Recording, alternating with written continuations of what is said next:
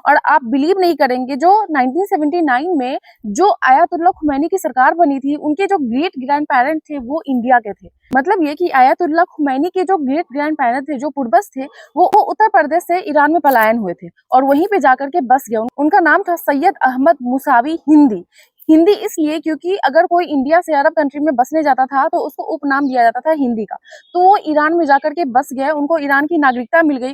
तो आयतुल्लाह खुमैनी के जो पेरेंट्स का जो सोच था, उनका जो कल्चर था, उनका जो शिक्षा था, वो सारा शिया समुदाय से प्रेरित था, जो कि उत्तर प्रदेश से बिलोंग करता था।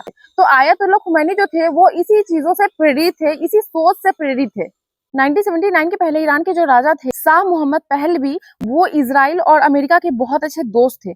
आपको जानकर के हैरानी होगी कि 1950 में जब सारे इस्लामिक कंट्री इजराइल के खिलाफ थे, तो अकेला ईरान था जो इजराइल को डी फैक्टो दिया, मतलब राज्य की मान्यता दी थी।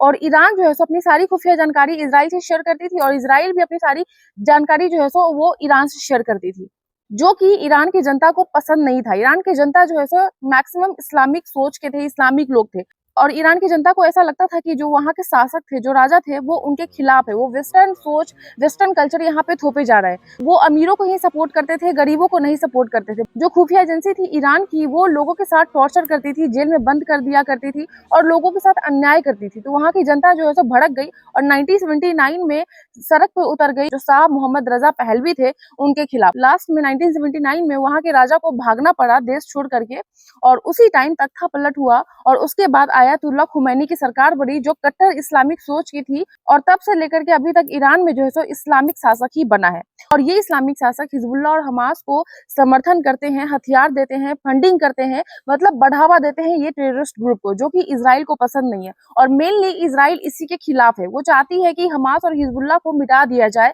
ताकि हमारे दुश्मन मिट जाएंगे तो हम शांति और चैन से जी सकते हैं। तो ऐसा कहा जाता है कि 1979 में जो ईरान में इस्लामिक क्रांति आई, 1979 में ईरान में जो नरसंहार हुआ और इन सब के पीछे जो तख्ता पलट हुआ, जो खुमैनी की सरकार बनी, उसका नाता कहीं ना कहीं जो है सो हिंदुस्तान से था। उनके जो पूर्वज थे, उनका रिलेशन हिंदुस्तान से था, हिंदुस्तान के उत्तर प्रदेश से था।